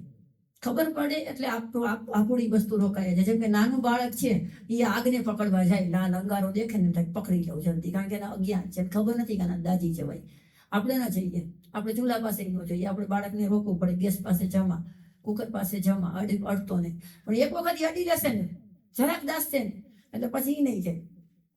એને જ્ઞાન થઈ ગયું, હવે બોધ થઈ ગયો કે નહીં આમાં જોખમ છે, એની પહેલા ખબર ના પડે. એટલે જ્ઞાનથી જ માણસ પાપથી મુક્ત થઈ શકે, બીજો કોઈ રસ્તો જ નથી. નહીં તો પાપ કરે અને પ્રાયશ્ચિત કરે, પાપ કરે ને પ્રાયશ્ચિત કરે, પાપ કરે ને પ્રાયશ્ચિત કરે. આ આખી પરંપરા હસ્તી સ્નાન વત, હસ્તી હું હાથી નાય અને પછી પાછો વળી રેતી માળો દે, વળી નાય એટલે આપણે પાપનો પોટલો ભેગો થાય એટલે ગંગામાં જાય નાય આવી, વળી પાછો અહીંયા પાપ કરીએ, પાછા વળી ગંગામાં ડૂબકી મારી આવી અને એવા માનસિક સમાધાનમાં જઈએ ગંગાજી મારા પાપો ધોઈ નાખ્યા. તો જ્ઞાનની ગંગા છે વાસ્તવમાં. તો ગંગા એટલે શું? તો કે જ્ઞાનની ગંગા, જ્ઞાનની ગંગા હોય ને એમ તમને ખબર પડી જાય આ ન કરવું જોઈએ અને એ થાય જ નહીં, ન કરવા જેવું થાય જ નહીં. એક વખત યુધિષ્ઠિરને કોઈ પૂછ્યું કે તમે ખોટું બોલતા નથી, બહુ સારી વાત કરો છો, તો હું શું કરું? હું ખોટું બોલી જ ન શકતો. મારી નમે વાક અનૃતમ પ્રાહ, મારી વાણી અસત્ય બોલી જ ન શકતી. બરાબર ને? જેને જિંદગીમાં કોઈ દી ગાળ બોલી નથી, ગાળ સાંભળી પણ નથી કે ગાળ શું છે ખબર જ નથી, એ વ્યક્તિ ગાળ ન બોલે તેમાં કઈ મોટી વાત છે? એને ખબર જ નથી. અને બીજાને તો ગાળ બોલતા રોકવા માટે આપણે કહીએ આવું ન બોલાય અને અપશબ્દ કહેવાય, તો કે ના ના અમે કયા અપશબ્દ નથી કહેતા, અમે તો આ માનતા બોલીએ, અમારા મનમાં કઈ ન હોય એવું. પણ એને ખબર જ નથી કે આનાથી શું દોષ લાગે, વાણીનો કયો દોષ લાગે. પિશુનતા, ઘણા પિશુનતા કરવાની ટેવ હોય, આની વાતું વાની વાતું વાના બધા કે આ શું કામ કરો છો ભાઈ? તમે જે તે વ્યક્તિ યાર વાંધો છે ને પ્રત્યક્ષમાં કહી દો ને પ્રેમથી, અને તમે ખરેખર સાચા હો તો આ મીઠું મરચું નાખીને આખા સમાજમાં આમ અફવાની જેમ આ વાતો હું કામ નેગેટિવ કોઈની ફેલાવો છો? બરાબર ને? તો કે ના ના એમાં શું હતું ભાઈ, time pass, gossip, time pass. કારણ કે એને ખબર જ નથી વાણીના પાતકો ક્યાં છે, મનના પાતકો ક્યાં છે, શરીરના પાતકો ક્યાં છે, ખબર જ નથી. તો ત્રીજા અધ્યાયમાં ભગવાનની ભૂમિકા સ્પષ્ટ કરે છે કે જ્ઞાન નો અગ્નિ બળશે ને એટલે બધા કર્મો બળી જશે. ચોથો અધ્યાય આવે છે. ચોથા અધ્યાયમાં પ્રચલિત શ્લોક છે, યદા યદા હિ ધર્મસ્ય ગ્લાનિર્ભવતિ ભારત અભ્યુત્થાનમ ધર્મસ્ય તદાત્માનં સૃજામ્યહં પરિત્રાણાય સાધૂનાં વિનાશાય ચ દુષ્કૃતાં ધર્મ સંસ્થાપનાર્થાય સંભવામિ યુગે યુગે. કે ભગવાન અવતારવાદની પુષ્ટિ કરે છે કે હું યુગે યુગે આવું છું, પણ ક્યારે આવું છું? પરિત્રાણાય સાધૂનાં, સાધુ લોકો, સજ્જન લોકો જ્યારે પોતાનું તન તોડીને મન નિચોવીને કામ કરતા હશે, પોતાનું સર્વસ્વનું હવન અને દહન કરીને કામ કરતા હશે, એને ઓથ આપવા માટે આવું છું. પણ ભેગો ભેગો રાવણ નહીં મારતો જાવ વશિષ્ઠને મળવા આવ્યો હોવ તો કરતા જઈએ સાઈડમાં. એ મેઇન કામ નથી. એ કોઈ પણ અવતારનું મેઇન કામ વિનાશાય છે દુષ્કૃતામ છે જ નહીં. મેઇન કામ પરિત્રાણાય સાધુનામ અને ધર્મ સંસ્થાપન છે. એ તો અહીંયા બેઠા બેઠા થઈ શકે, અહીંયા બેઠા બેઠા થઈ શકે. અત્યારે જે લોકો ના આવે એને બહુ માનસિક સમાધાનો મારા સહિત બતાવીને કે અમે યુટ્યુબમાં જોઈ લઈએ છીએ, પણ અહીંયા આવીને અહીંયા બેસીને એક સમૂહનો આનંદ છે એ તો જે બેસે એને ખબર પડે. બાકી એક છે એ તો ત્યાં બેઠા બેઠા ઘરે થઈ શકે આરામથી. ત્યાં સુધી શા માટે આવવું? તો અવતારવાદને પુષ્ટિ આપતા ઘણા શ્લોકો ચોથા અધ્યાયમાં મળે છે. ચોથા અધ્યાયમાં પછી આગળ જતા જ્ઞાનના મહિમાની વાત છે. પાંચમા અધ્યાયની શરૂઆતમાં પાછો વળી અર્જુનનો પ્રશ્ન છે, તન્મે બ્રૂહિ સુનિશ્ચિતમ, કે મને સ્પષ્ટ કયો કે સંન્યાસ શ્રેષ્ઠ છે કે કર્મયોગ શ્રેષ્ઠ છે? તો ભગવાન એમ કહે છે કે સંન્યાસ અને કર્મયોગ બે જુદા છે જ નહીં. પહેલી વાત તો વિનોબા ભાવેની બહુ સ્પષ્ટ વ્યાખ્યા કરી છે કે સંન્યાસ અને કર્મયોગ જુદા છે જ નહીં, એક સિક્કાની બે બાજુ છે. કે જેમ કે કોઈ પત્ની એમ કહે કે મારે ચૂરમાના લાડુ બનાવવા છે, તો તમે એમ કામ કરો કે ઘઉં લઈ આવી દો, ભડકું ગોળ અને ઘી લઈ આવી દો. તેનો પતિ કે ના ના મને ચૂરમાના લાડવા નથી ખાવા, મારે શીરો ખાવો છે. તો શેમાંથી બને? તો કે આતનમાં જ બની જાય. આતન ગોળ ઘી ને લોટ હોય એટલે શીરો તમારે બની જાય. તો કે એમ નહીં, આપણે લાપસી ખાવી છે, તો કે એ આતનમાં જ બની જાય. તો કે એમ નહીં, આપણે કે ફાડા લાપસી ખાવી, તો કે એ આતનમાં જ બની જાય. તો કે એમ નહીં, વધવું ખાવું, તો કે એ આતનમાં જ બની જાય. તો હવે કેટલી બધી વસ્તુઓ, વ્યંજનો આ ત્રણ મેઇન ઘટકોમાંથી, બે પદાર્થોમાંથી બની જાય. એવી રીતના સંન્યાસ અને કર્મયોગ એ બંને એક જ વસ્તુ છે. સંન્યાસી મનથી એટલી જગતનું શુભ ચિંતન કરે છે કે એના પ્રભાવથી જગતમાં સુખ પ્રસરે છે.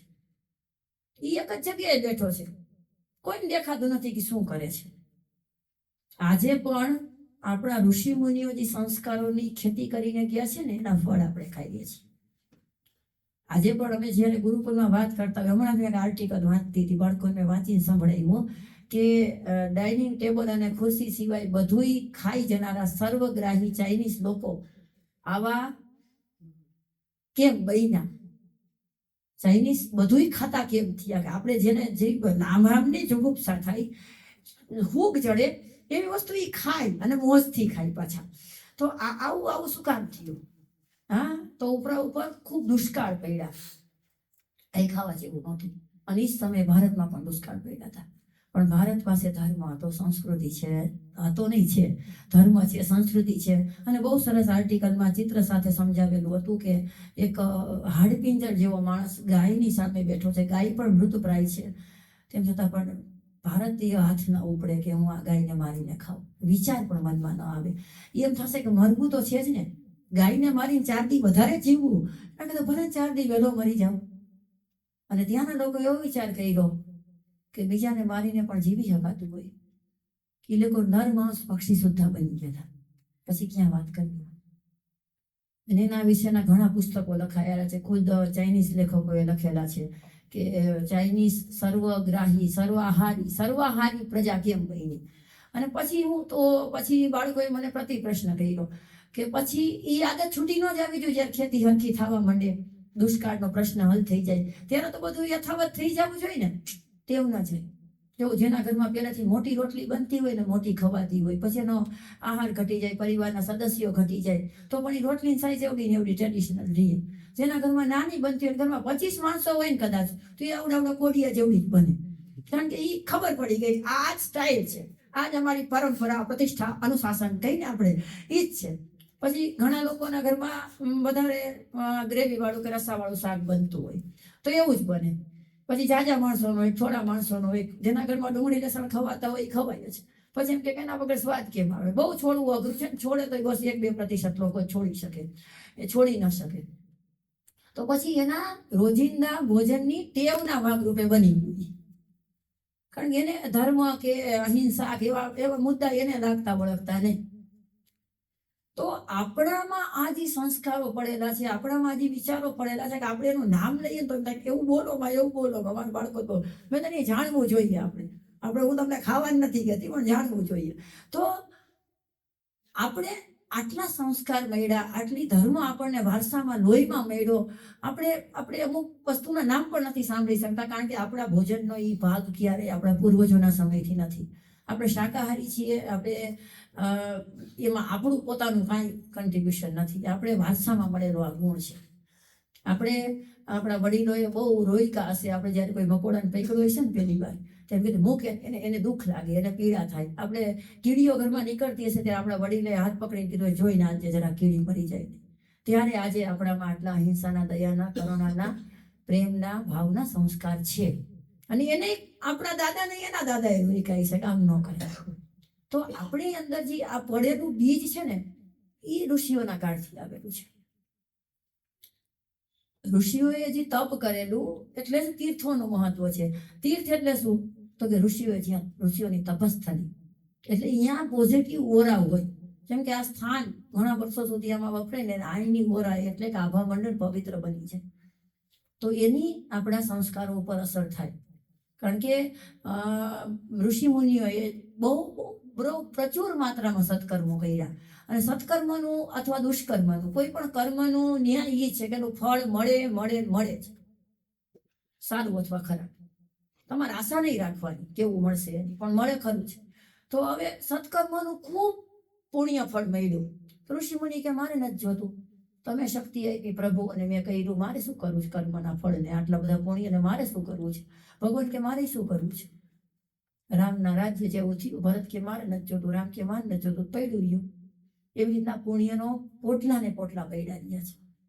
અને એટલે જ આટલી હદે આપણે કળિયુગના કરીએ છીએ કે કળિયુગ છે, આ છે, તે છે, છતાં પણ આવા ઘણા સંગઠનો કામ કરે છે, ઘણી વિચારધારાઓ કામ કરે છે. સમાજમાં આજે પણ એટલું સૌજન્ય છે, સમાજમાં આજે પણ એટલી સારપ છે. એનું કારણ જ એ છે કે ઋષિઓએ કરેલા પુણ્યના પોટલા હજી અહીંયા પડ્યા છે. ઋષિઓએ કરેલા પુણ્યના ફળોના બીજ આજે પણ આપણા રગોની અંદર સંસ્કાર બનીને લોહીમાં વહી રહ્યા છે.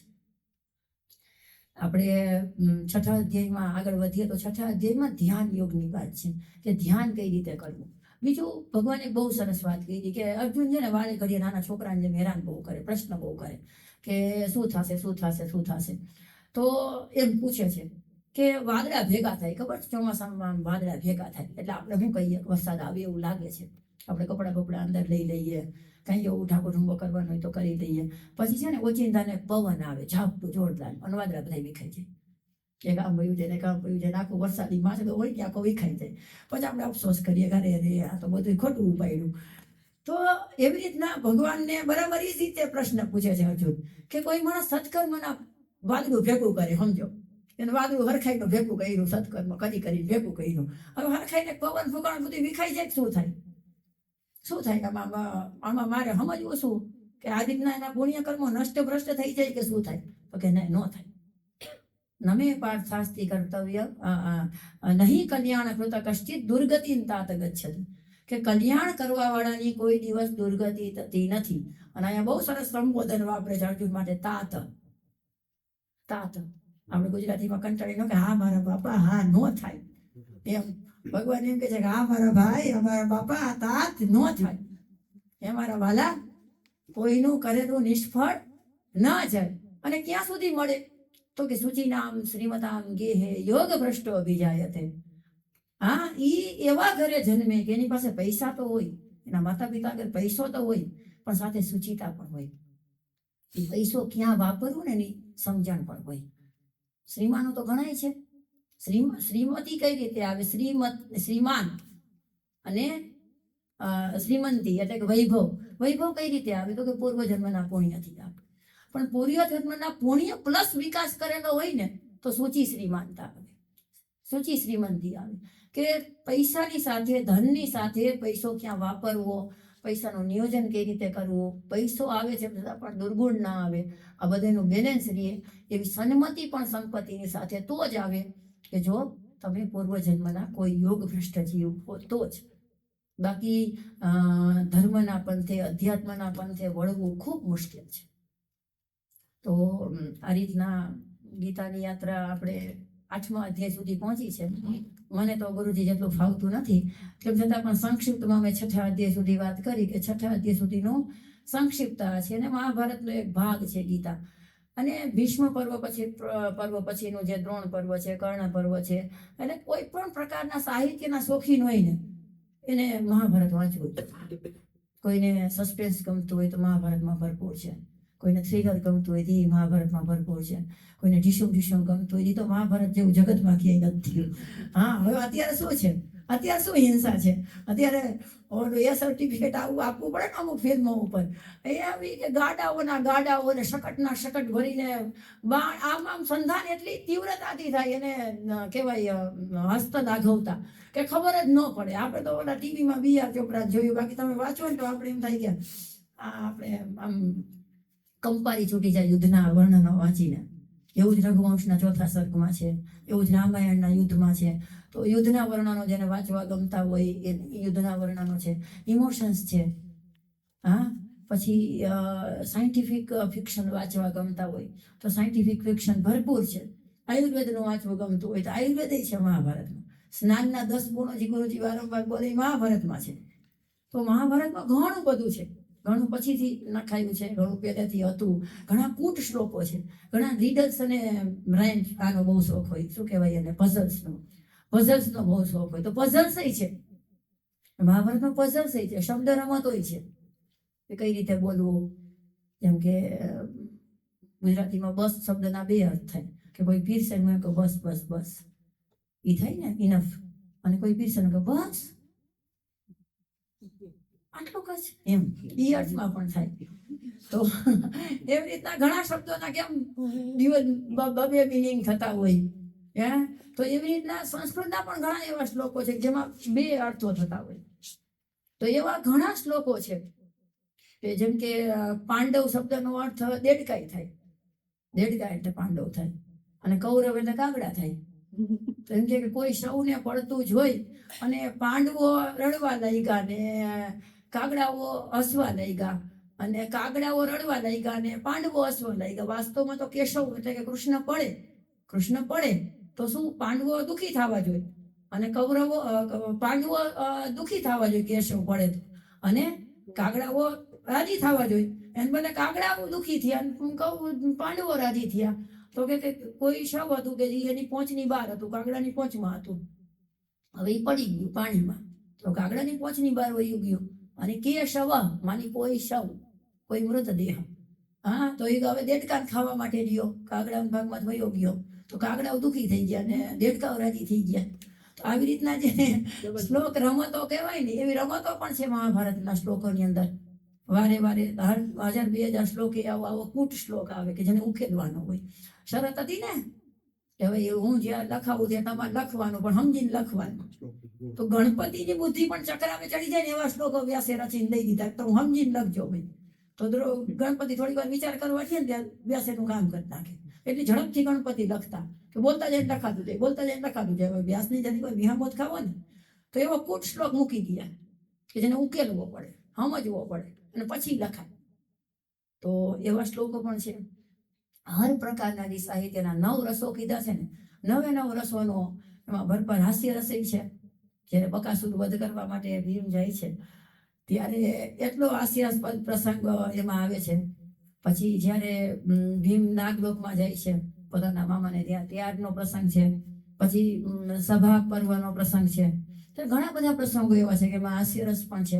અને જેટલા પણ લખાણ અને સાહિત્યના મૂળભૂત આધારના આ ગ્રંથો છે રામાયણ અને મહાભારત, ખૂબ અઢળક સાહિત્ય લખાણો છે રામાયણ મહાભારતના સંદર્ભો પરથી. અને હજી બહીને જ રાખે છે, તો હાલે છે, હજી લખાય જ રાખે. નવા લેખકો રામાયણ ઉપર મહાભારત ઉપર લખે જ રાખે. નવા વક્તાઓ બોલીને જ રાખે છે. અપને રામ કી કથા, અપને શ્યામ કી કથા હાઈને રાખે જ બધાય. તો આ ભણેલો છે અને વડલા નીચે આપણે બધા પોતપોતાના પુણ્યનો ભાથો બાંધીએ છીએ. આજનો સમય સમાપ્ત થયો. 5-10 મિનિટ કોઈ પ્રશ્ન હોય તો.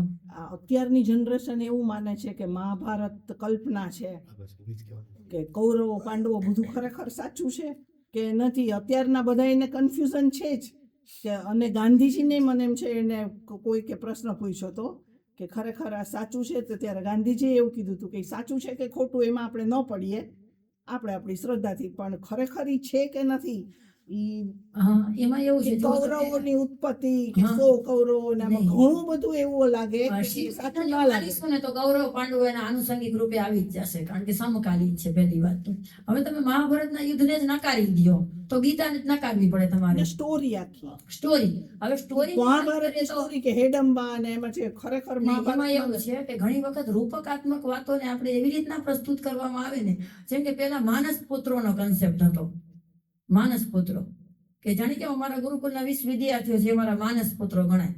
બીજું બહુ વિવાહની પ્રથા હતી. તો એક માન્યતા એવી પણ છે કે ગાંધારી 10 હતી, એમાંની આ મેઇન ગાંધારી. સમજાણું ને? ગાંધારની રાજકન્યા એટલે ગાંધારીની 10 બહેનોના વિવાહ એક ધૃતરાષ્ટ્ર સાથે થયા હતા. એમાં મુખ્ય ગાંધારી હતી. એટલે બધા પોતપોતાની રીતે કથા બનાવે. બીજું કે મુખ્ય તો 2 જ રાજકુમારો હોવા જોઈએ, એવી પણ માન્યતા મળે છે કે દુર્યોધન અને દુશાસન 2 જ હોવા જોઈએ. કારણ કે બીજા બધાના નામોલ્લેખ સિવાય બીજું કાંઈ વર્ણન મળતું નથી, ખાલી નામોલ્લેખ છે. તો નામોલ્લેખ હોવા માત્રથી એની એક્ઝિસ્ટન્સ હતી કે નહીં એના વિશે સંદેહ જન્મી શકે. બરાબર. દુર્યોધનનું એક તરફ કરી દઈએ તો પાંડવોનો જન્મનું પણ એક બહુ મોટું રહસ્ય છે કે પાંડવો દેવોથી જન્મે છે. તો એ દેવોનું કોઈ સ્થૂળ રૂપ હતું, પાંડવોનું તો સ્થૂળ રૂપ હતું. તો વાયુદેવ કઈ રીતે કુંતી દ્વારા સંતાન ઉત્પત્તિ કરી શકે? પેલો ઈ તર્ક થાય કે વાયુ જો કોઈ એક દેહધારી પુરુષ હોય તો ઈ વાયુના વાયુ 2 એક જીવ છે. બરાબર.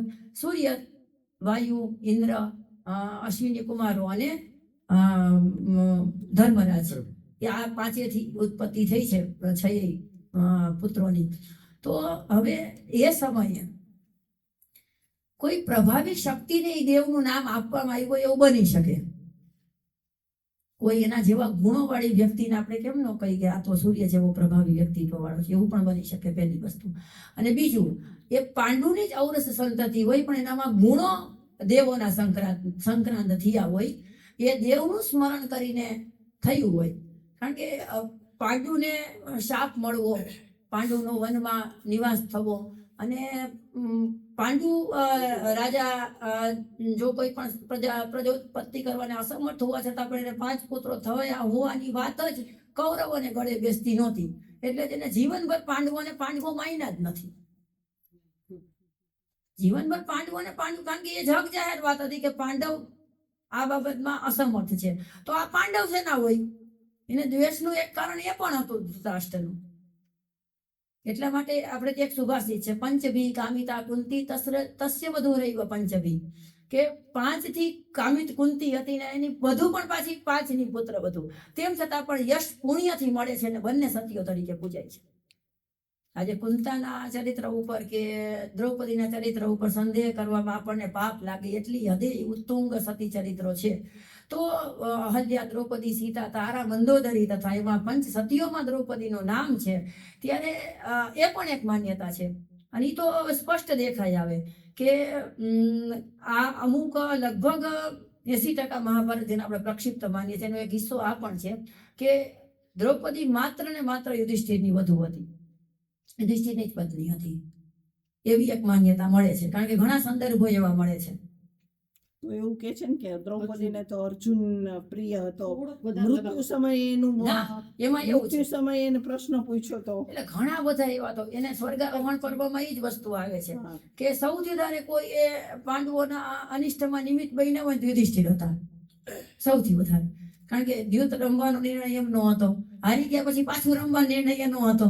એ મોટા હતા એટલે ખોટા નિર્ણય કરવા માટે ના સૂત્રો એના હાથમાં હતા આપણે કહીએ તો. અને તેમ છતાં પણ એ સદેહ સ્વર્ગમાં જાય છે.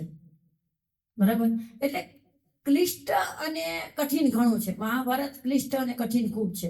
કારણ કે એક કેરેક્ટરની આજુબાજુ ગૂંથણી એવી કરવામાં આવી છે વ્યાસ દ્વારા કે એને જેવું છે ને એવું બતાવ્યું. જો બાકી જીવન ચરિત્રોમાં કેવું હોય કે એ જીવન ચરિત્રોની બધાની ઉજળી બાજુ જ લખે. હવે ફલાણા ઉપર સમજ લો કે સમજી લો કે ગાંધીજી ઉપર કોઈ જીવન ચરિત્ર લખે તો એને ઉજળું જ લખે. કઈ દુર્ઘટના ઘટી હોય એ સ્કીપ કરી નાખે. કાલ સવાર અમારા ઉપર કોઈ લખે, અમારા વિદ્યાર્થીઓ તો એ નબળું પાત્રું કાઢી નાખે. બધું ફિલ્મો બને કોઈ કેરેક્ટર ઉપર બાયોપિક, ત્યારે બધું એના જીવનમાં નહીં બન્યું હોય શું તો એ કાઢી નાખે. પણ વ્યાસ એક એવા ઇતિહાસ લેખક છે કે એને જેવું હતું એવું લખ્યું છે. એટલે પોતાના વિશે લખ્યું છે. કલ્પના છે કે નહીં, સત્ય છે. અને જો પાત્ર લેખન કાલ્પનિક ગણવામાં આવે, સમજ લો કાલ્પનિક છે, ચાલો 100% કાલ્પનિક છે, તો આપણે જીવનભરમાં કેટલી બધી એવી વાતોમાંથી પ્રેરણા લીધી જે ખરેખર કાલ્પનિક છે. વિચાર કરો, જીવનભરમાં કેટલી એવી વાતોમાંથી પ્રેરણા લીધી છે જે ખરેખર કાલ્પનિક જ હોય. ખરેખર આપણે ખબર જ છે કાલ્પનિક છે, આપણે ફિલ્મો જોઈ છે એનામાંથી પ્રેરણા લઈ છે, ઘણા લીએ છે સારી ખરાબ કોઈ પણ પ્રકારની, તો એ કાલ્પનિક છે. પછી આપણે આપણા દાદા જ્યારે વાત કરતા હોય એના બાળપણની, મારા દાદા જ્યારે એના બાળપણની વાત કરતા ત્યારે મને કાલ્પનિક લાગતી. કારણ કે અત્યારે બની જ ન શકે એવી એની વાત હોય. સમજી ગયો? એવી એની વાત હોય કે ભાઈ આમ હતું ને તેમ હતું ને પેલા આમ હતું ને પેલા તેમ હતું, કે સોનાનો ભણેલો આખો ડાબલો ખોવાઈ ગયો હતો અને કોઈ ઘરે આવીને દઈ ગયો, અને ઘરે આવીને જે દેવા આવ્યું ને એ બહુ અત્યંત ગરીબ પરિસ્થિતિમાં હતું. તો આપણે મહિનામ નો આવે, આ સમયે મહિનામ નો આવે, કેવું બની શકે કે ખબર નથી. એટલે જેમ જેમ આપણો વિકાસ થતો જાય છે ભૌતિક દ્રષ્ટિએ, એમ આપણું નૈતિક પતન થતું જાય છે. એટલે નૈતિક ઉત્કૃષ્ટતાની કાંઈ પણ વાત આપણે સાંભળીને એટલે આપણે અજુગતું લાગે. અને નૈતિકની તો ક્યાં જવા દે, શૈક્ષિક પણ તમે જુઓ, પહેલાનો 10મું ભણેલો અને અત્યારનો CA બે બાજુ બેહાડવાનું ગણિત થાન હોય છે. હા, આપણું શૈક્ષિક પણ એટલી હદે આપણું થયું છે. માત્ર ડિગ્રીઓ છે આપણી આગળ, પતાકડા બધાય છે. અત્યારે ઘણી વાર ગુરુકુળમાં આવે કોઈ BBA કરતું હોય, કોઈ MBA કરતું હોય, તો હું એને સામાન્ય ગણિતના પ્રશ્ન પૂછું કે 1 વર્ષના કેટલા, એ 4 વર્ષના દિવસો કેટલા થાય, એટલે એને કરવાનું શું હોય બેન, 365 ગુણ્યા 4 કરવાના હોય ને ખાલી. તો એ વિચાર કરીને 10 મિનિટે જવાબ આપે. અમારા 4 છોકરા આમ કરતા હોય ગુરુમાં, હું બોલું તો મેં કહ્યું તમે શું કરો છો, તો કે BBA. તો મેં તો આ તો કેલ્સીમાં થઈ જાય ને, કે કેલ્સી લઈ જાવ તો લાવું છે, આ તો કેલ્સીમાં થઈ. કાલ સવારે એમ કે શું કર્યું, GPT ને પૂછી જાઉં. બરોબર, GPT જ કહેવાય ને, મને તો હું ઉપયોગ નથી કરતી એટલે મને ખબર ન હોય. બરોબર, તો આ થાય છે શું એવું કે આપણે જેમ જેમ નીચે ઉતરતા જઈશું ને આપણે એવું માનવા લાગે છે કે આવું હોય જ ન શકે. હવે એ સમયે કદાચ વિજ્ઞાન એટલું વિકસિત હોય, સમજો કે અત્યારે ક્લોન ચાઇલ્ડની વાત હાલે છે અને થશે કદાચ, હું તમે નહીં જુઓ પણ આ નાની જનરેશન આજે અમારા વિદ્યાર્થીઓના બધા 20 વર્ષથી નીચેના જે બેઠા હોય કે હોય 30-20-30 આડે વાળા, એ કદાચ 100 વર્ષ જીવે તો જોવે ખરા કે ક્લોન બેબીની ડિઝાઇન અત્યારે બને છે. ડિઝાઇનર બેબી તમારે જોઈ એવું મળી જશે તૈયાર, અને અત્યારે રિસર્ચ પ્રયોગો થાય છે. કેટલું તો બનાવ્યું છે ને. હા બની ગયું છે. તો હવે વ્યાસ ન કરી શકે. એને બધું ક્યાં થઈ વ્યાસ ધૃતરાષ્ટ્રનું સ્પર્મ અને ગાંધારીનું એગ લઈ અને ઈ શું કહેવાય ઓવ્યુલેશન કરી અને ઈ ઓલા ઘડામાં કે અત્યારે જેને ભાષામાં IVF કહે એવું ન કરી શકે. હું અત્યારે લોકો છે ને યુવાનીમાં સ્પર્મ ફ્રીઝ કરાવી રાખે છે. 50 વર્ષ છોકરું જતું હોય, છોકરું 25 વર્ષના સ્પર્મનું આવે. આ તો બની ગયું છે કે એક સ્ટોર કરાવીને રાખે, ડીપ ફ્રીઝ કરાવીને એના સ્પેશિયલ વાતાવરણમાં, કે 25 વર્ષે છોકરી માં બનવા નથી માંગતી, સમજી લો કે 50 વર્ષે 40 વર્ષે 45 વર્ષે બનવા માંગે છે, તો એના એક્સ છે એ નબળા પડી જાય ને પછી તો 45 વર્ષે એના શરીરના જોતા તો એક્સ નીકળે. કેટલા વર્ષ જૂનું નીકળે? 15-20 વર્ષ જૂનું નીકળે ને એનું ઓવ્યુલેશન થાય અને એના ઓવ્યુલેશનથી એવું જ સંતાન જન્મે છે, એવું એક નોર્મલી ડિલિવરીથી જન્મે એવું. તો એવું અત્યારનો એક ડોક્ટર કરી શકતો હોય, વ્યાસ ન કરી શકે? વ્યાસ એક બેના એને એવું ઓવ્યુલેશન કરીને વ્યાસ તો સંતાનો નો જન્માવી શકે? કોને કીધું નો જન્માવી શકે? આ તો કથા એવી બાંધવામાં આવી કે ભાઈ વાહ યુધિષ્ઠિરનો જન્મ થઈ ગયો. યુધિષ્ઠિરનો થઈ ગયો પણ ભીમ નહીં થઈ ગયો. એટલે ના યુધિષ્ઠિરનો જન્મ થયો વનમાં, એવા સમાચાર આવ્યા કે રાજકુમાર જન્મો છે, પાંડુને તો પુત્ર જન્મો. એટલે ઓલી ગર્ભવતી હતી ઘણા વર્ષોથી. હવે એવું તો બને નહીં ઘણા વર્ષોથી, મનુષ્યની ગર્ભાવસ્થા 9 મહિનાની છે, ઘણા વર્ષોથી કેમ હોય? તેમ છતાં પણ કથામાં થોડુંક મીઠું મરચું નાખવું પડે. હવે જુઓ, હું તમને સાદું ઉદાહરણ આપું. 1 થી લઈને 10-20 સુધીનું મૂવી તો બધાએ જોઈ હશે. આપણે મૂવી જોઈએ ત્યારે શું જોતા હોઈએ એમાં કે એક ગીતનો અંતરો બોલાય છે ત્યારે છોકરો એ હીરો છે ને 10 વર્ષનો છે, બીજો બોલાય ત્યારે 15 નો થાય છે, ત્રીજો બોલાય ત્યારે 25 નો થાય છે, ચોથો અંતરો ગવાય ત્યારે 40 નો થઈ ગયો હોય છે. હા, ધીરે ધીરે પ્યાર કો બઢાના હે, તો પ્યાર બઢતા બઢતા છોકરો થઈ જાય, આ થઈ જાય, તે થઈ જાય, બધું થઈ જાય. ત્યારે આપણે એમાં નથી લાગતું કે આ કલ્પનામાં આપણે વહી જાય છે, આખે તણાઈ જાય છે. એવું બની શકે. અને બધાય મને તો પહેલેથી સંદેહ એ વાતનો જ રહ્યો. પ્લેબેક સિંગિંગ ની મને પેલા ખબર નહોતી, એટલે મને એમાં જ થતું કે ચિત્રહાર આવતું અમારા જમાનામાં, તો મને એમ થતું કે બધા એકટાને ગીત ગાતા આવડતું હોય છે, અને ગમે ત્યાંથી આમ વાજિંદ્ર વાગવા માંડે ને ગમે ત્યાંથી ધૂન વાગવા માંડે ને આપણે કોઈ દી એવું ન થયું. એ દુખી થાય તો એ રોતા રોતા ગીત ગાય. આપણે કોઈ રોતા રોતા ગીત ગાઈ છીએ? દિલ કે અરમાન સુન આપણે કોઈ રોતા રોતા, હું તો નથી ગાતી, કોઈ ગાતું હોય તો કહેજો કે બહુ ખુશીમાં હોય તો ગીત ગાવા માંડે, પાર્ટીમાં હોય તો ઓલો છે બિલ્ડર, ઓલો છે આર્કિટેક્ટ, ઓલો છે મજૂર, ઓલો છે આ તો કે ફલાણા ગીત ગાયેગા, ની વગર તૈયારી ગીત ગાવા માંડે અને સરસ મજાનું ગીત ગાય. મંઝિલે અપની જગા હે, કારવા અપની જગા લિયે નો ને અસલ ગાય પાછું, પરિસ્થિતિના અનુરૂપ ગાય પાછું, અને એમાં આપણે કલ્પના નથી લાગતી, એમાં આપણે આખા વહી જાય. પછી કે મારું ફેવરિટ ગીત મુકેશ લતા મંગેશકરનું ઓલું. એટલે જે તર્ક કરતા હોય ને તો મૂવી જોવાનું મૂકી જ દેવું જોઈએ પેલા, એને શપથ લઈ લેવું. જો મહાભારતમાં એને કલ્પના લાગતી હોય છે જ, હું એમ કહું છું છે જ, મારી દ્રષ્ટિ તો છે જ, અને કલ્પના વગર લોકો હાથમાં લી એમ નથી. ઉપનિષદમાં જરાય કલ્પના નથી. કોણ વાંચે છે?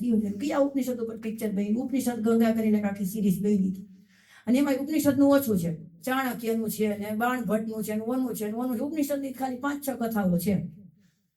ઉપનિષદ હોય 90% સાચું તમે માનો તો. ઉપનિષદમાં શું કે છે કે નચિકેતાને એના પિતા એમ કે છે કે યમના ઘરે જાઓ. હવે તમને કલ્પના લાગશે કે યમના ઘર આપણે કેમ જઈ શકી? હવે તમે હાવ ગામડામાં, જે ગામડાના વ્યક્તિને ખબર નથી કે અમેરિકા જઈ શકાય, એમ તમે એમ કહો કે અમેરિકા હું ગયો તો તેમ કે અમેરિકા કેમ જાવું? કિયક નો કિયે. તો તે સમયે યમલોક નામના લોકમાં જવા કે વિઝાની વિગત હશે, હોતી હશે, ભગવાન જાણે. આપણે એ સમયને એક્સેપ્ટ નથી કરતા, એટલે આપણે એ સમય વિશે ચોકસાઈ પૂર્વક કોઈ ન કહી શકે, કોઈ ન કહી શકે. તમે એમ કહો તો તમને જેટલી ખબર એટલી મને ખબર.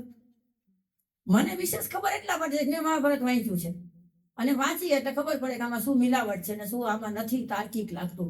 બાકી ધીમે ધીમે બધા તર્કોનો સ્વીકાર થતો જાય છે. જેમ કે મેં તમને આ ડિઝાઇનર બેબી, ક્લોન બેબીની વાત કરી.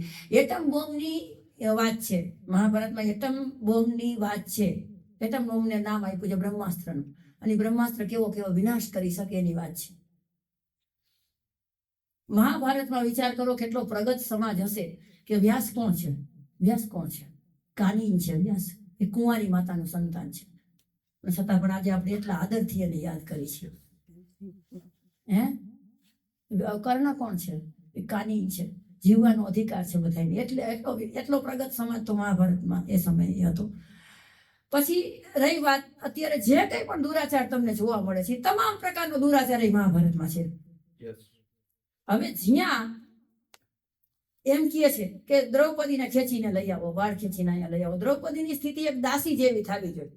તો દ્રૌપદીની સ્થિતિ દાસી જેવી કરવામાં આવે એવો આદેશ જ્યારે કર્ણ આપે છે, ત્યારે તમે એ સમાજનું પ્રતિબિંબ જોવો કે દુર્યોધનના રાજમાં દુરાચાર કેટલો હશે કે દાસી એક સ્ત્રી છે એની સ્થિતિ આવી કરતા હશે ને. એ દ્રૌપદી છે જ નહીં, એ સમગ્ર સ્ત્રી સમાજની પ્રતિનિધિ છે. જુઓ, અને એમ કે છે કે દાસીની જેમ આને નિર્વસ્ત્ર કરવામાં આવે. તો દાસી સાથે વાત સહજતાથી કરતા હશે ને બધા કૌરવો અથવા તો રાજપુરુષો બધા, બરાબર ને? તો ઈ દાસી એટલે એક જાતનું સમજી લો કે સ્લેવ, ગુલામ. દાસ એટલે ગુલામ. દાસને કઈ બોલવાનું નહીં, દાસને મારવાની છૂટ, દાસને ગમે તે કરવાની છૂટ. પેલા જમાનામાં જેમ ગુલામી પ્રથા હતી ને અબ્રાહમ લિંકનના સમયમાં, અબ્રાહમ લિંકને દૂર કરી, અમેરિકામાં હતી, ઘણા દેશોમાં હતી. આપણા દેશમાં પણ અહીંયાથી આવીને દાસી બનાવીને ત્યાં પર્શિયા ને ઈરાન ને આરબના દેશોમાં યુવતીઓને લઈ જતા, યુવતીઓને ખાસ દાસી બનાવીને. દાસીનું રીસર બજાર ભરાતું. હરિશ્ચંદ્રના સમયની વાત લ્યો કે રીસર દાસીઓના બજાર ભરાતા, વસ્તુના ભાવ બોલાઈને દાસીઓના ભાવ બોલાતા. અને ઐતિહાસિક પ્રમાણ છે. અબ્રાહમ લિંકન ક્યાં દૂરના છે? ઐતિહાસિક પ્રમાણ છે ગુલામી પ્રથાને. અને એ ગુલામી પ્રથા એ સમયે હતી અને ત્યારે સહજતાથી લેવામાં આવતી હતી. બહુપત્નીત્વને ત્યારે સહજતાથી લેવામાં આવતું હતું રાજ પરિવારોમાં ખાસ. ત્યારે એ સમયગાળાની અંદર આપણે એવિડન્સ જોઈએ તો એના ઉપર ઘણા રિસર્ચ થયા છે. એક મારી પાસે ઇંગ્લિશનું પુસ્તક છે બહુ સરસ, BCE મહાભારતનું યુદ્ધને કેટલા વર્ષો થયા એનું જ્યોતિષ શાસ્ત્રની દ્રષ્ટિથી, ઐતિહાસિક દ્રષ્ટિથી આકલન કરીને અંગ્રેજીમાં એક ઓક સરનેમ છે, નિલેશ, એને પૂરા એવિડન્સ સાથે લખેલું છે. કારણ કે હસ્તિનાપુરી અત્યારનું દિલ્હી છે. કારણ કે એનું ભૌગોલિક જ્યારે પરિસ્થિતિ જોઈ છે ને, એને શું કહેવાય, આપણે જ્યોગ્રાફિકલ મેપ, ઘણી બધી કલ્પના પણ છે, ઘણો ઇતિહાસ પણ છે અને મિલાવટ તો છે. પણ વિજ્ઞાન જેમ જેમ આગળ વધતું જાય છે ને, આપણે પુરાણ ગ્રંથોમાં રહેલા રૂપકો ખુલતા જાય છે. સમજાઈ ગયું? પેલા એ ન સમજાતું, પણ હવે સમજાવવા માંડ્યું છે કે આ પણ પોસિબલ છે. એમ આ પ્રિડિક્શન પણ પોસિબલ છે. આમ પણ થઈ શકે. આજથી 50 વર્ષ પહેલા કોઈ કીધું હોત કે તમે મુંબઈ કે અમેરિકા બેઠા બેઠા વિડીયો કોલમાં કોઈ યાર વાત કરી શકો, રૂબરૂ હોય, ક્યાં હોય એવું અહીંયા દેખાય, તો એમ કે ને કાં તો મૂર્ખ છે, આવું પોસિબલ જ નથી. તો થશે, ધીમે ધીમે બધું થશે. આપણે ધીરજ રાખીએ, જો ભગવાન દેખાડે એટલું જોઈએ, બીજું શું હોય. બરાબર ને?